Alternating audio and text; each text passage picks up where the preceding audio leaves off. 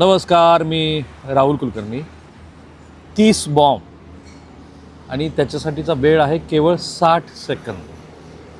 त्या 60 सेकंदात 30 बॉम्बच्या मदतीनं इस्रायल आणि अमेरिकेनं इराणमधली 49 वरिष्ठ नेतृत्वाची फळीच पूर्ण कापून टाकली. मला आश्चर्य वाटलं की हे कसं शक्य झालं. इस्रायलची मोसाद ही गुप्तचर संस्था जगात फेमस आहे. CIA बद्दल आपल्याला आदरच आहे. फेडरल ब्युरो ऑफ इन्व्हेस्टिगेशन अमेरिकेचं तेही फार उत्तम काम करतं आणि म्हणून ज्याला प्रिसाईज अशा पद्धतीचा अटॅक म्हणतो. अगदी लक्षावरती लक्षभेद इतका अचूक की कोणाला विचारसुद्धा करायची उसंत मिळू नये. आणि हे कसं शक्य झालं याचे तपशील हळूहळू आता 5वा दिवस आहे आजचा युद्धाचा आणि लक्षात आलं की खरोखरच इस्रायलच्या त्या तयारीला, अमेरिकेच्या त्या तयारीला बघा, नैतिक प्रश्न वेगळे आहेत. जागतिक अर्थकारण आणि मिस्टर ट्रम्प यांच्या आताताईपणामुळं निर्माण झालेले प्रश्न ती वेगळी गोष्ट आहे. बेंजामिन नेतन्याहू यांना जे काही करावं लागलं आहे ते त्यांच्या देशांतर्गत राजकारणाचा भाग किती आणि त्यांनी खुबीनं अमेरिकेला कसं ओढलं आतमध्ये, तो एक वेगळा भाग आहे.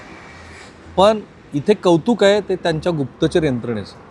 इथं कौतुक आहे ते त्यांच्या सातत्याचं. इथं कौतुक आहे की पुढं भविष्यातल्या रणनीतीची आखणी ते केव्हा करतात. मी जर तुम्हाला असं म्हणालो की आता अली खामेनी यांचं जे निधन झालं, त्यांची हत्या झाली, त्याची सुरुवात 2025, 2026, 2024मध्ये नाही झालेली, 2001मध्ये झाली.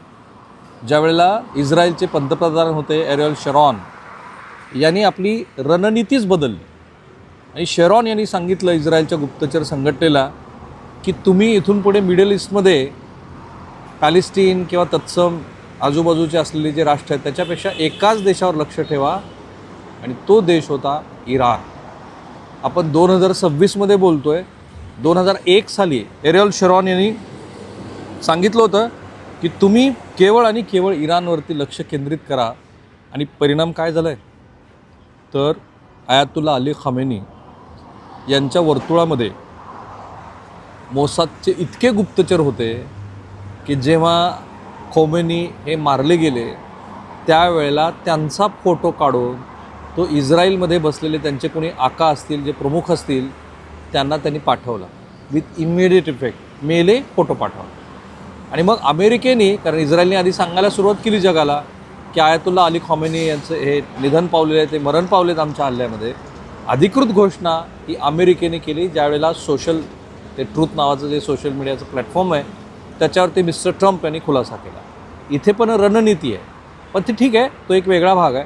मला सांगायचं हे आहे की कशा पद्धतीनं 2001 पासून 2026पर्यंत पाळत ठेवत इस्रायलनी आयातुल्ला अली खोमेनीचा खात्मा केला त्यांच्या दृष्टीनं. आणि त्याच्यासाठी त्या शहरातले, तेहरानमधले सगळे CCTV हॅक केले. सगळे. कसं केलं त्यांनी तर त्यांनी आयातुल्ला अली खामेनी यांना मारण्यासाठी तेहरानमधले सगळे CCTV कॅमेरे हॅक केले. अनेक वर्ष नजर ठेवली. इराणचे सर्वोच्च नेते आयातुल्ला अली खामेनी यांच्या इस्रायल हवाई हल्ल्यात शनिवारी जो मृत्यू झाला त्याच्यानंतर हळूहळू बरेच नवीन तपशील बाहेर यायला लागले. इराणच्याच कॅमेऱ्यामधून खोमेनी यांच्यावरती पाळत ठेवली जात होती. खोमेनी यांच्या बैठकीबाबतची नेमकी माहिती मिळताच आदल्या रात्री जे ठरलं होतं ते त्यांनी दुसऱ्या दिवशी 9:20 केलं, केवळ 60 सेकंदांमध्ये. आता वेगवेगळ्या माध्यमातले रिपोर्ट्स मी वाचतोय, कारण BBC असेल, CNN असेल आणि खुद्द इराणमधल्या काही माध्यमाने दिलेली जी बातमी आहे त्याप्रमाणे मोसाद आणि युनिट 8200 यांनी तेहरानमधले ट्रॅफिक कॅमेरे सगळे हॅक केले. खोमेनी यांच्या कार्यालयाजवळच्या प्रत्येक चौकातले CCTV इस्रायलच्या नियंत्रणात होते. कॅमेऱ्यातून मिळालेली छायाचित्र तेल अवीव आणि दक्षिण इस्रायलच्या सर्व्हरवर पाठवली जात होती. अमेरिकेची गुप्तचर संस्था CIA ही देखील त्यात मदत करत होती. एका ठिकाणी एक खास कॅमेरा होता आणि त्या कॅमेऱ्यातनं 24/7 सर्व्हिलन्स सुरू होतं. आणि मग ज्या वेळेला माहिती मिळाली की ठीक आहे, खमेनी आणि हे त्यांचे जे 40-50 वरिष्ठ अधिकारी आहेत ते एका विशिष्ट ठिकाणी येत आहेत, स्थान, वेळ आणि सुरक्षा व्यवस्थेतल्या उणिवा त्यांनी ओळखल्या, पुढची रणनीती ठरवली आणि त्यानंतर मग अवघ्या 60 सेकंदामध्ये 30 बॉम्बचा वर्षाव करून तिथे खमेनी यांना किंवा त्यांच्या सहकाऱ्यांना कुठे वावच मिळणार नाही अशा पद्धतीनं हल्ला केला आणि खमेनी यांनी त्यांच्याबरोबरच्या सहकार्याची नेतृत्वाची फळी संपवली. बरं, हे करत असताना आणखीन एक केलं त्याने, आर्टिफिशियल इंटेलिजन्सची मदत घेतली. खमेनी यांच्या दिनचर्याचं विश्लेषण केलं. कसं बघा, अंगरक्षक आणि खमेनी यांचे जे ड्रायव्हर आहेत यांच्या खाजगी गाड्या कुठे पार्क होतात याची आधी माहिती घेतली. त्यांचे सुरक्षा रक्षक आणि अंगरक्षक त्यांच्या हालचालीचं विश्लेषण केलं. सुरक्षा रक्षकांची ड्युटी कधी बदलते, कोणत्या मार्गाने ते ये जा करतात, खमेनी यांची रोजची दिनचर्या काय याचं विश्लेषण केलं. तो डेटा त्यांनी एआयला फीड केला. आर्टिफिशियल इंटेलिजन्सच्या माध्यमातून त्याचं विश्लेषण ते करत राहिले की याच्यात वारंवारता किती आहे, ते काय खातात, कसं वागतात, देहबोली काय आहे. मग त्यांनी मोबाईल टॉवर्स ताब्यात घेतले. फक्त CCTVच नाही, मोसाद आणि CIAनं इराणच्या मोबाईल नेटवर्कमध्येही मोसादची घुसखोरी केली. पाश्चर स्ट्रीटच्या परिसरातले सर्व मोबाईल टॉवर्स हॅक केले गेले. हल्ल्याच्या वेळी सर्व टॉवर्समधील नेटवर्क जाम करण्यात आलं, जेणेकरून हल्ल्याच्या वेळी संपूर्ण नेटवर्क व्यस्त होतं आणि सुरक्षा पथकांना कोणतीही माहिती मिळालीच नाही. इस्रायलचे गुप्तचर अधिकारी तेहरानचा कानाकोपरा ओळखतात. जेवढी माहिती त्यांना जेरुसलेमची आहे तेवढीच माहिती त्यांना तेहरानची आहे. आणि म्हणून मोसादनं हे तर तंत्रज्ञान वापरलंच, पण त्याचबरोबर त्यांनी आपलं ह्युमन इंटेलिजन्स वापरलं. त्यांनी काय केलं, मोसादनं CIAच्या मदतीनं 6 महिन्यामध्ये ह्युमिनेट आणि SIGINT यासारख्या आधुनिक तंत्रज्ञानाचा वापर केला, AI सारख्या मदतीचा वापर केला आणि त्याचबरोबर मानवी गुप्तचरं पेरली. मोसादनं खोमेनीचा जो अंतर्गत वर्तुळ होतं त्या वर्तुळामध्ये आपले माणसं घुसवली. तर ती असतील इराणीच, पण ती त्यांची माणसं होती आणि ती प्रत्येक मिनिटाची खबर ही त्यांना देत होती. आणि मग पॅटर्न ऑफ लाईफ म्हणजे खोमेनी यांचं एकूणच जीवन जगण्याचं पॅटर्न काय आहे हे लक्षात आलं की मग त्यांनी unit 8200 elite signal intelligence unit त्याला म्हणतात, त्याच्यासोबत मिळून 2001 पासून ज्या लक्ष्याचा ते पाठलाग करत होते त्याच्यावरती त्यांनी हल्ला चढवला. आणि हे करत असताना एक शब्द वापरला त्यांनी, लिडरशिप डिकॅपिटेशन. म्हणजे जे काही आहे, जेवढे महत्त्वाचे आहेत ते सगळे एकत्रित येतील असं बघा आणि त्याप्रमाणे हल्ला करा. आणखीन एक महत्त्वाची घडामोड घडली होती. खरं तर इराणला हे लक्षात यायला हवं होतं की आपल्यावरती किती पाळत आहे. एका पाठोपाठ एक अणुवैज्ञानिकांच्या हत्या इस्रायलने घडवून आणल्या, इंटेलिजन्सची चोरी केली. एक महत्त्वपूर्ण ऑपरेशन त्यांनी 2018मध्ये राबवलं होतं, जेव्हा मोसाद कमांडोजनी तेहरानमधल्या एका गोदामावरती छापा टाकला. तेहरान इराणची राजधानी. छापा कोण टाकते तर मोसादचे कमांडोज इराणच्या राजधानीत. आणि छापा टाकून इराणच्या अणु कार्यक्रमावरील 55,000 पानं आणि डिजिटल फाईल्स त्यांनी चोरल्या.